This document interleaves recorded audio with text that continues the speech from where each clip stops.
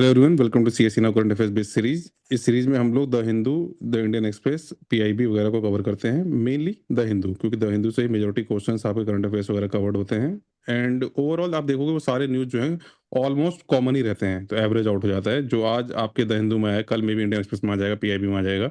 But अगर कुछ अलग न्यूज़ आता है तो उसको हम टाइम टू टाइम कवर करते रहते हैं। So first question for the day, consider the following changes introduced in the new CPI series. ठीक है, सीपीआई में बदलाव आया है। ओके, सीपीआई जो है चेंज हो गया। सीपीआई क्या है? Consumer price index. तो जो कंज्यूमर प्राइस इंडेक्स में चेंज आया है उसके लेके क्वेश्चन है, increase in the number of goods covered. कह रहा है उसमें जो गुड्स का जो नंबर था वो इंक्रीज हो गया है। Then second option is increase in the number of services covered. जो सर्विसेज थे उनको इंक्रीज कर दिया गया है। देन थर्ड ऑप्शन क्या है? Reduction in the number of rural market served, क्योंकि इसमें मार्केट्स वगैरह को सर्वे किया जाता है प्राइस वगैरह चेक करने के लिए। तो ये कह रहा है वो उसमें चेंज आ गया है। ओके, तो अब अगर चेंज आ गया है तो देखते हैं। So pause the video and mark the answer. Okay, so the right answer for this is B. पहला और दूसरा इसमें इंक्रीज हुआ है। जो नंबर ऑफ गुड्स हैं वो पहले 259 थे, अब जो है ये आपका 308 हो गया है। ओके, और सर्विसेज जो है ये 40 से अब जो पहुंच गया है 50 पे पहुंच गया है। ओके, रूरल मार्केट में अगेन ये भी इंक्रीज हुआ है। ओके, ये भी जो है इंक्रीज हुआ है। ये इस तरह का ट्रेंड जो है आपको पता होना चाहिए, यूपीएससी इस तरह की चीजें पूछता है। ओके, तो तीनों ही इंक्रीज हुए, रिड्यूस नहीं हुआ है। बेस ईयर हमने लास्ट वीडियो में भी कवर किया था, बेस ईयर जो है अब 2024 हो गया है। Okay, Now, coming to question number two, the weighs assigned to different items in the new CPI series are primarily based on.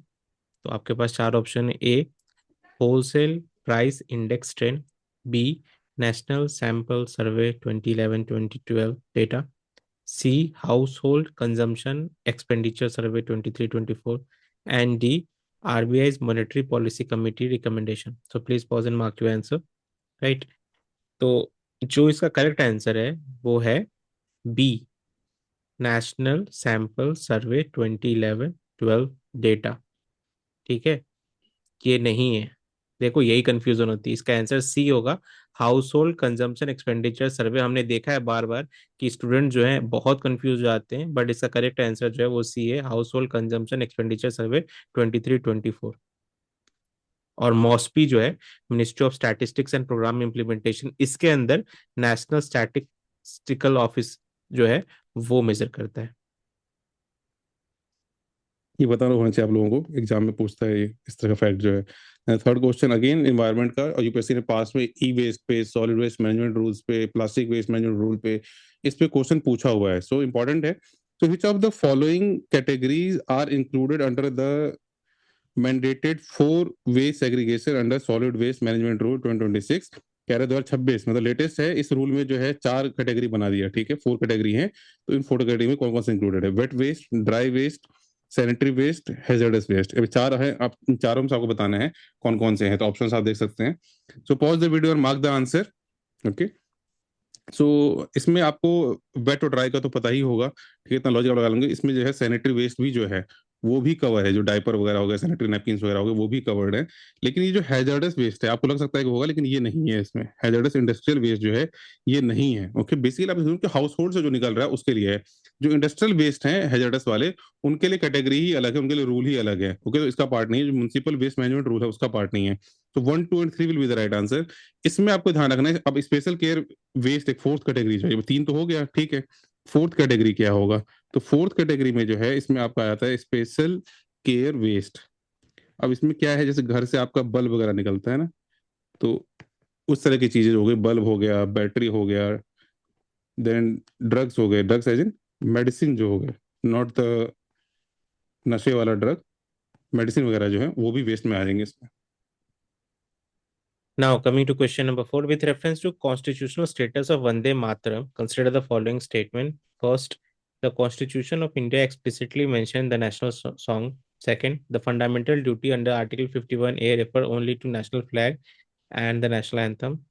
Three, the Prevention of Insults to National Honors Act 1971 provides statutory protection to the national song. So please pause and mark your answer. ठीक है, तो first जो है वो गलत है. National song को explicitly mention नहीं किया गया है. राइट. सेकंड जो है वो करेक्ट है.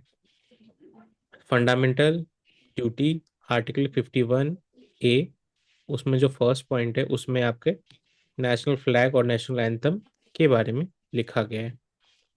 थर्ड जो है वो अगेन इनकरेक्ट है। Prevention of insults to national honours act 1971 ये नेशनल फ्लैग और नेशनल एंथम को प्रोटेक्ट करता है, ना कि नेशनल सॉन्ग को। तो करेक्ट आंसर हो जाएगा B, two only. With reference to Shanti act, काफी इंपॉर्टेंट थीम है इस साल के लिए, क्योंकि न्यूक्लियर वाले में चेंज लाया गया है। ठीक है, न्यूक्लियर जो एनर्जी वाली चीज है, तो Shanti act it allows private entities to operate nuclear power plants in India. कह रहे जो प्राइवेट एंटिटीज है, मान लो कोई भी प्राइवेट सेक्टर है, जैसे रिलायंस है, अंबानी है, अडानी है, या कोई फॉरेन कंपनी, इस तरह की प्राइवेट सेक्टर जो है, वो कह रहे हैं उसे न्यूक्लियर प्लांट को ऑपरेट करने दिया जाएगा। And second option is it removes the operators, जो ऑपरेट कर रहा है, right of recourse against suppliers in case of defective equipment. अब मान लो किसी कंपनी ने, अब जैसे कोई बड़ी बड़ी कंपनियां जो सप्लाई कर रही हैं, तो इसमें न्यूक्लियर केसेस में लाइबिलिटी वाला बड़ा इशू रहता है। तो ये कह रहा है कि ऑपरेटर जो है उसका राइट ऑफ रिकोर्स, वो कुछ एक्शन नहीं ले सकता सप्लायर के अगेंस्ट, ओके, अगर कुछ इक्विपमेंट वगैरह फॉल्टी निकल गया।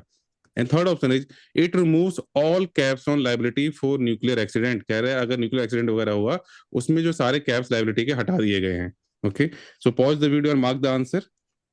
सो आप इसमें देखोगे, hopefully you got it right, कि जो थर्ड वन है, एक्सट्रीम स्टेटमेंट है कि सारे कैप्स जो लाइबिलिटी हटा दिए गए हैं, तो ये तो गलत है, बेसिकली डिफाइन कर दिया गया है। बट यहाँ पे सेकंड ऑप्शन आपको लग सकता है कि हाँ ये गलत होगा, बट ये सही है। ओके, इसमें जो राइट टू ऑफ रिकोर्स है, जो civil liability for nuclear damages act है, वो हटा दिया गया है। ठीक है, इसी को लेकर इशू होता था कि जो बाहर की कंपनियां हैं वो आना नहीं चाहती, यहाँ पे सप्लाई नहीं करना चाहती, लेकिन अब वो दे दिया गया रिस्पाइट। आप इसको डिबेट कर सकते हो कि सही है गलत है, बट अब ऑपरेटर का राइट ऑफ रिकोर्स जो अगेंस्ट सप्लायर्स, अगर कुछ गलत निकल गया, वो जो है वो सही है कि हटा दिया गया है। And first one is also correct, कि प्राइवेट एंटिटीज को अब मिलेगा मौका। So A, one and two. Now, coming to question number 6, which of the following best describe the name of a substantive motion? तो आपके पास चार ऑप्शन है। ए, it is always moved by a minister. B, it is moved to supersede a previous discussion of the House. C, it is a formal proposal expressing the opinion of decision of the House. And D, it is a motion seeking information from the government without voting. So please pause and mark your answer. ठीक है, तो इसका जो C option है, it is a formal proposal expressing the opinion or decision of the house, ये सही है। तो सब्सटेंटिव मोशन होता क्या है? It is a formal proposal submitted for the approval of the house. House के अप्रूवल के लिए फॉर्मल प्रपोजल सबमिट किया जाता है। Why? Seeking to express its opinion, will or decision on a particular issue. किसी पर्टिकुलर इशू पे house को कोई ओपिनियन देना है, हाउस का कोई विल है, हाउस का कोई डिसीजन है, तो उसके लिए ये मोशन लाया जाता है। राइट, तो ये सही। जैसे आपने मान लिया कि राहुल गांधी का केस लाया जा रहा है, किसी भी लीडर का केस लाया जा रहा है, तो हाउस क्या सोचता है कि गलत है, सही है, पनिशमेंट देनी है, इस तरह की चीजें हैं, एंड वो एक सब्सटेंटिव मोशन के थ्रू होगा। एक और इम्पोर्टेंट पार्ट है इसका कि ये जब मोशन आता है इसके बाद डिबेट होता है और फिर वोटिंग भी होती है। तो ये पार्ट भी आप याद रखेंगे कि डिबेट होगा और वोटिंग होगी।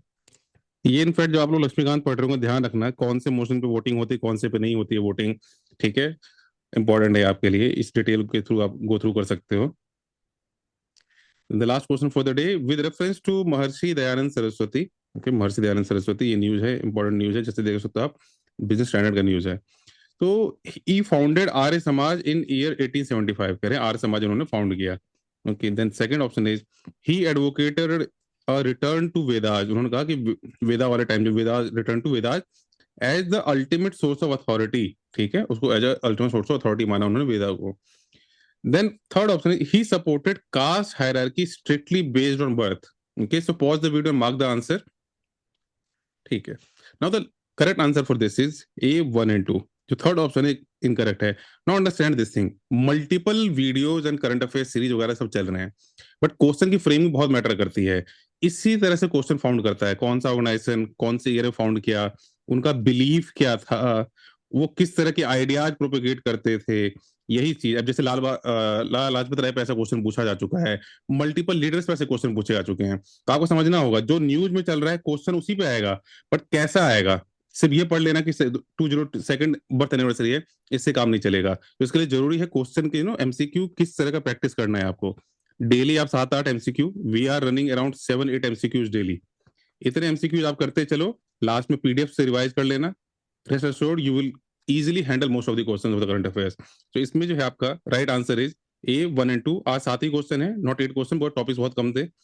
So do like share and subscribe. आप लोग लाइक कम बहुत कम कर रहे हो, शेयर बहुत कम कर रहे हो, so do that. Thank you everyone.